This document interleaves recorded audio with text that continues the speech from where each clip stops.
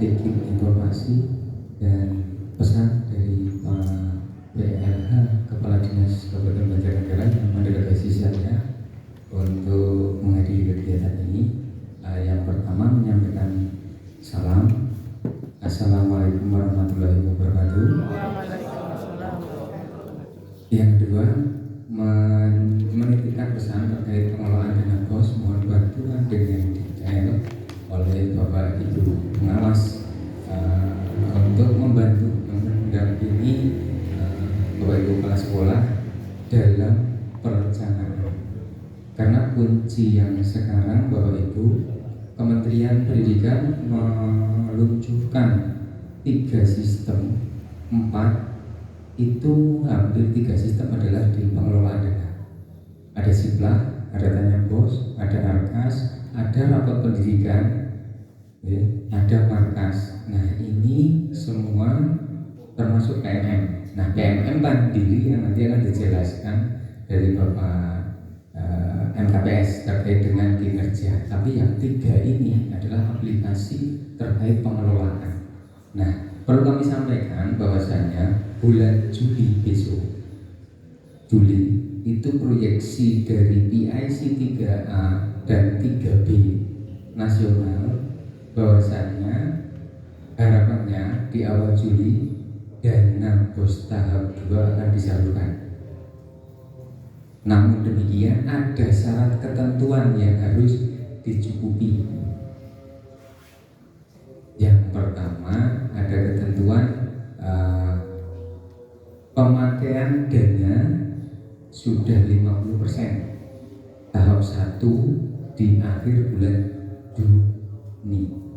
Nah kemarin kita sudah bantu awal, terima kasih.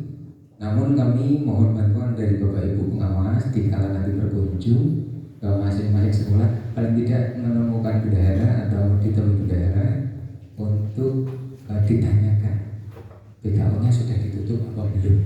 Karena apa?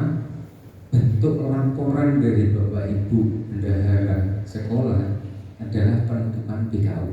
Jika sudah disusun rapi BKU-nya belum ditutup, maka ini dianggap belum lapor. Takutnya nanti di bulan terakhir, di dalam bulan Juni itu entry-nya belanja banyak banget, tidak ditutup, dianggap sudah lapor, ternyata direkam di kami belum. Nah ini sebagai gambaran penutupan BKU sangat luar biasa. Terus yang berikutnya, ada kasus anomali Bapak Ibu di tahun 2023 yang kemarin juga sudah kita sweeping permasalahannya. Jadi teman-teman bendahara itu takut update waktu atau meninggalkan waktu update versi. Jadi melompat versi ini membuat data itu anomali atau crash data. Jadi datanya bisa berbeda, bisa berkurang. Nah ini dicocokkan di laporan akhir, ternyata datanya tidak sama oleh pusat. Nah ini juga akan jadi penundaan juga, dan kemarin dibatasi tanggal 25 kemarin itu harus selesai dari data anomali 2023. Terus yang berikutnya Ibu Bapak, ini yang terakhir tapi juga akan jadi rekomendasi penyaluran tahap 2 penyelesaian Siplah. Jadi penyelesaian Siplah ini masih jadi rekomendasi. Jadi Bapak Ibu mohon bantuannya, ditanyakan nanti ke pihak sekolah ada transaksi Siplah enggak yang belum selesai. Kasusnya ini disyaratkan 2023, tapi kami masih menemukan 199 transaksi dari beberapa sekolah dan kecamatan.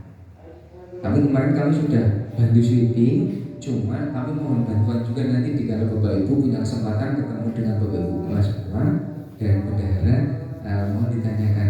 Jadi kalau sudah melakukan check in di dalam konteks itu pemesanan, maka proses itu harus selesai.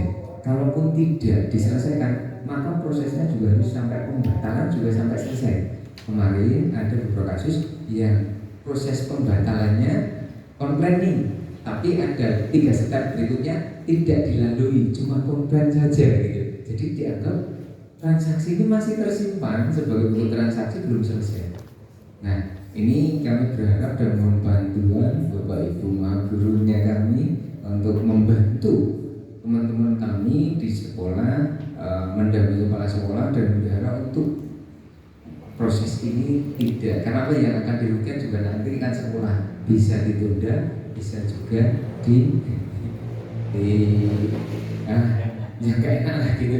Harapan kami tidak terjadi. Terus yang berikutnya itu Bapak, minggu kemarin bos kinerja uangnya sudah masuk, proses perencanaan mohon didampingi, regulasi sudah disampaikan, prosesnya juga sudah disusun, tinggal pengajuan pengesahan agar kami nanti bisa telaah. Tapi secara teknis keberuntukannya masing-masing beda. Sekolah penggerak itu beda dengan sekolah kemajuan terbaik, juga beda dengan prestasi, dan itu sudah disiapkan di aplikasi. Tinggal nanti ini kegiatannya apa. Biasanya titik lemahnya Bapak Ibu, kurangnya referensi kegiatan, menelaah dari rinci rapor. Ini titik lemahnya. Jadi kalau kami Bapak Ibu membuka raport itu baru dieksplor, harapan kami diunduh versi Excel, terus di slide nomor 2 indikatornya secara umum itu sebenarnya sudah ada jawaban abu-abu. Nah, jawaban abu-abu tulisan dari masing-masing indikator itulah sebenarnya apa yang harus dilakukan seorang Bapak Ibu guru menciptakan kegiatan dari anggaran yang memang sudah ada. Nah, kami mohon bantuan dari Bapak Ibu semua untuk membantu menganalisiskan. Nah, nanti baru merujuk ke prioritasnya gitu. Karena ini sebenarnya yang biasanya dilewati langsung ke prioritas. Namun kami juga terima kasih walaupun demikian di Kabupaten Banjarnegara peta penerima bos kinerja kemajuan terbaik bergerak. Berarti rapor kita dibandingkan dengan kabupaten lain sudah mulai merata. Tapi harapan kami lebih detail lagi, mendetailkan dari indikator-indikator itu secara detail sampai implementasi kegiatannya kira-kira gitu kan. Karena ada literasi, ada numerasi, ada survei lingkungan belajar, semua ada di situ dan dikemas. Kalau nanti referensinya adalah siswa, guru, wali murid atau komite, kepala sekolah, maka kuncinya adalah kegiatan agar semua nanti menjawab hal yang sama. Katakanlah kerjasama, itu kegiatannya nanti seperti apa, siswanya dikasih penjelasan, butuh anggarannya apa. Itu salah satu contoh. Saya kira itu gambaran yang perlu kami sampaikan Bapak Ibu. Memang detail dan terima kasih yang setinggi-tingginya Bapak Ibu Dewan Pengawas selaku guru kami atas capaian penggunaan dana BOS tahun 2023 yang mana tidak ada temuan.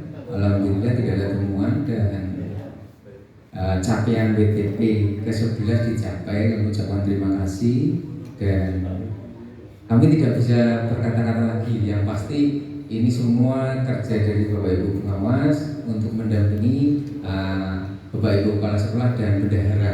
Harapan kami lebih optimal lagi dengan sasaran tujuan pendidikan kita, transformasi pendidikan. Poin yang paling kami garis bawahi, mohon bantuan dari Bapak Ibu Pengawas terkait dengan kemitraan dengan masyarakat.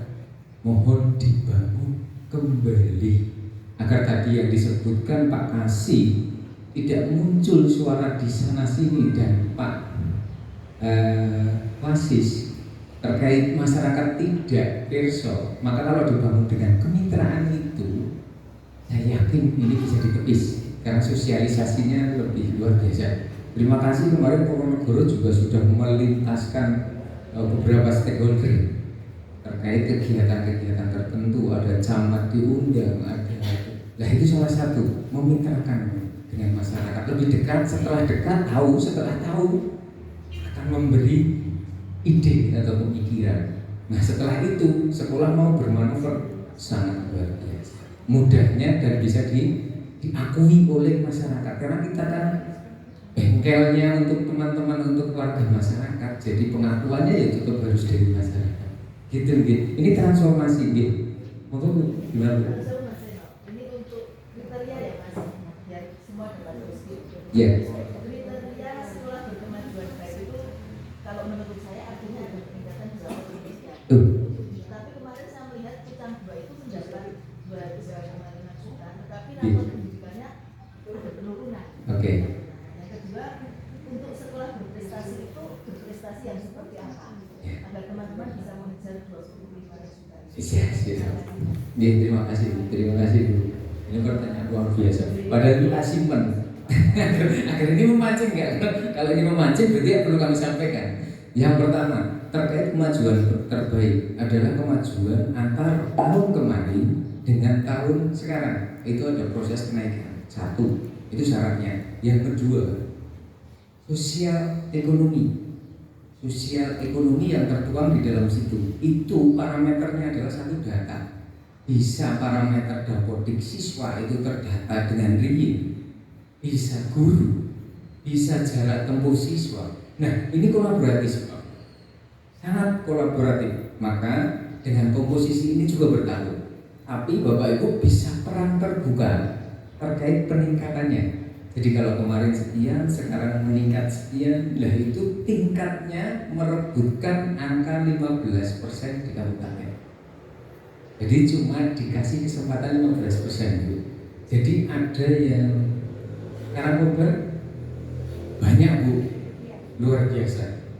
Jadi beliau menelaah, terus mengimplementasikan sampai dengan kotak anggaran. Nyuwun sewu, rapor kita itu sampai mendeteksi dikala kelemahan literasi numerasi, ternyata pengembangan SDM-nya yang lemah atau yang merah.